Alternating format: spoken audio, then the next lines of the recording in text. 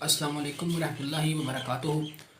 اچھا جی، نماز کے اندر ہم ساری زندگی جو ہے وہ جب نماز پڑھتے ہیں، عطایات کے اندر بیٹھتے ہیں، اس کے بعد دروشی پڑھتے ہیں، دروشی پڑھنے کے بعد ہم ایک دعا پڑھتے ہیں، رب اجعلنی مقیم الصلاۃ ومن ذریتی ربنا وتقبل دعا۔ ہم یہ دعا ساری زندگی ہو گئے ہیں، جو بچپن سے ہم نے یہ دعائیں جو ہے وہ قاری صاحب سے سنی تھی، ان سے یاد کی، اور ساری زندگی ہم نے یہی دعا جو ہے وہ اپنی نماز کے اندر پڑھی ہے۔ اس کے علاوہ ہم نے کبھی اس کے علاوہ ہم نے کوئی دعا نہیں پڑھی، صرف یہی دعا ایک پڑھی ہے اور بس اس کے بعد ہم اپنا سلام پھیر دیتے ہیں۔ حالانکہ نبی اکرم صلی اللہ علیہ وآلہ وسلم نے ہمیں بہت ساری دعائیں جو ہیں وہ اپنی نماز کے اندر، سجدے کے اندر دعا کرنے کا حکم دیا، رکوع کے اندر جو دعا کرنے کا حکم دیا۔ اس کے علاوہ ہمیں عطایات جو پڑھنے کے بعد، دروشی پڑھنے کے بعد ہمیں جو ہے وہ فرمایا کہ تم اللہ تعالیٰ سے دعائیں کرو نماز کے اندر۔ حالانکہ جو ہوتا ہے کیا ہے جی، ہم جو ہے وہ دعا مانگتے ہیں وہ نماز کے سلام پھیرنے کے بعد جو ہے وہ حضرت صاحب جو ہیں جی وہ مصلی کے اوپر بیٹھ کے، علامہ صاحب جو ہیں وہ قاری صاحب مولانا صاحب جو ہیں وہ جی وہ بیٹھ کے اونچی آواز سے جو ہاتھ اٹھا کے وہ دعا کروا رہے ہوتے ہیں، جی میں جو دعا مانگ رہا ہوں تو میری قبول ہو رہی ہے، آپ پیچھے پیچھے آمین بولو۔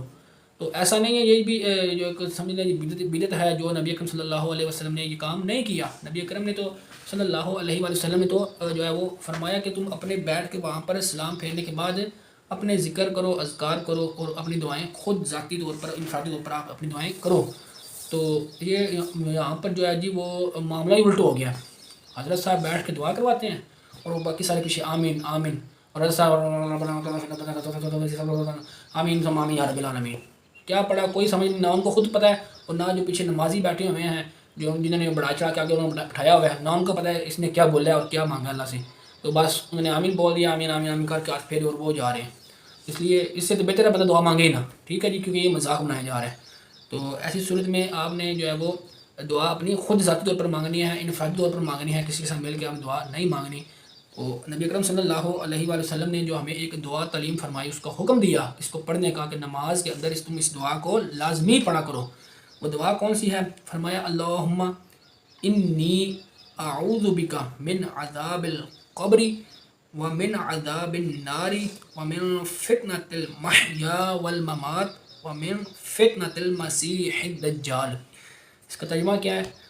حضرت ابو ہریرہ روایت کرتے ہیں کہ انہوں نے کہا کہ رسول کریم صلی اللہ علیہ وآلہ وسلم یہ دعا مانگا کرتے تھے کہ اے اللہ، میں تجھ سے عذاب قبر اور عذاب جہنم اور فتنہ موت و حیات اور فتنہ مسیح دجال سے پناہ مانگتا ہوں۔ اے اللہ، میں تجھ سے قبر، جہنم، زندگی اور موت کے اور فتنہ مسیح دجال سے جو ہے پناہ مانگتا ہوں۔ یہ ایسی دعا نبی اکرم صلی اللہ علیہ وآلہ وسلم نے جو فرمائی، امت کو تعلیم فرمائی اور حکم دیا اس کے ہر نماز کے اندر پڑھنے کا، جس کے اندر آپ کی دنیا اور آخرت کی اور آپ کے قبر و حشر کی اور جو اس زندگی کے اندر اور قیامت والے دن مسیح دجال سے جو ہے وہ اللہ تعالیٰ کے حضور آپ پناہ مانگتے ہیں۔ تو یہ ایسی دعا ہے، تو اس لیے کوشش کیا کریں کہ یہ دعائیں جو ہیں وہ اس کو اپنا معمول بنائیں نماز کے اندر۔ اور اس کے ضروری نہیں کہ آپ نے جو ہے وہ رب اجعلنی ہی پڑھنی ہے اور نماز کے آخر میں وہ پڑھ سلام پھیرنا ہے، آپ وہ بھی دعا پڑھیں، اس کے بعد آپ یہ والی دعا بھی پڑھیں۔ اور اس کے علاوہ آپ سجدے کے اندر بھی جب سجدے میں جاتے ہیں آپ، تو کوشش کریں کہ آپ اس وقت بھی دعائیں پڑھیں۔ سجدے میں جاتے ہیں تو وہ بڑا مقبولیت کا وقت ہوتا ہے، وہ بڑا ایسا وقت ہوتا ہے جو اللہ کو بہت پسند ہے۔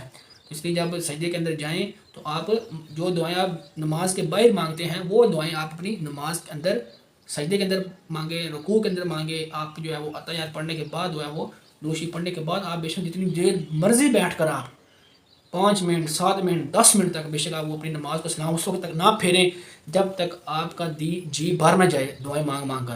اس لیے دعائیں جو مانگنی ہے وہ بے شک وہ کسی فوت شدہ مسلمان کے لیے مانگنی ہے، وہ اپنے رزق کے لیے مانگنی ہے، وہ اپنی دنیا بہتر کرنے کے لیے مانگنی ہے۔ ربنا آتنا فی الدنیا حسنہ وفی الآخرۃ حسنہ وقنا عذاب النار۔ اللہ ہمیں دنیا میں بھی اور آخرت میں بھی بھلائیاں دے، ہمیں عذاب النار، ہمیں جو آخرت کا عذاب ہے اس سے محفوظ فرما۔ تو اس لیے اپنی دنیا بہتر کرنی ہے، اپنی آخرت بہتر کرنی ہے، اپنا کسی والے سے بھی آپ نے دعا مانگنی ہے تو آپ اپنی نماز کے اندر مانگیں دعا، کیونکہ حکم نماز کے اندر دعا مانگنے کا آیا ہے، اور مقبولیت بھی جو دعا کو قبول کرنے کا جو ہے وہ نماز کے اندر زیادہ تر اس کا پایا گیا ہے۔ تو اس لیے آپ سجدے میں ہوں، رکوع میں ہوں، آپ عطایات کے اندر بیٹھے ہوئے ہوں، اس کے بعد آپ اپنی دعائیں جی بھر کے دعائیں مانگیں، جی بھر کے دعائیں مانگیں۔ تو اس لیے آپ یہ کوشش کریں دعائیں جو ہیں جو نبی اکرم صلی اللہ علیہ وسلم نے تعلیم فرمائی ہیں، جس کو حکم دیا ہے اس کو مانگا کریں، اور اس کے علاوہ بھی آپ کو جو آپ کو دعائیں آتی ہیں وہ آپ دعائیں مانگ سکتے ہیں۔ اللہ تعالیٰ ہمیں نبی اکرم صلی اللہ علیہ وآلہ وسلم کی احادیث کے مبارکہ پر عمل کرنے کی توفیق عطا فرمائے.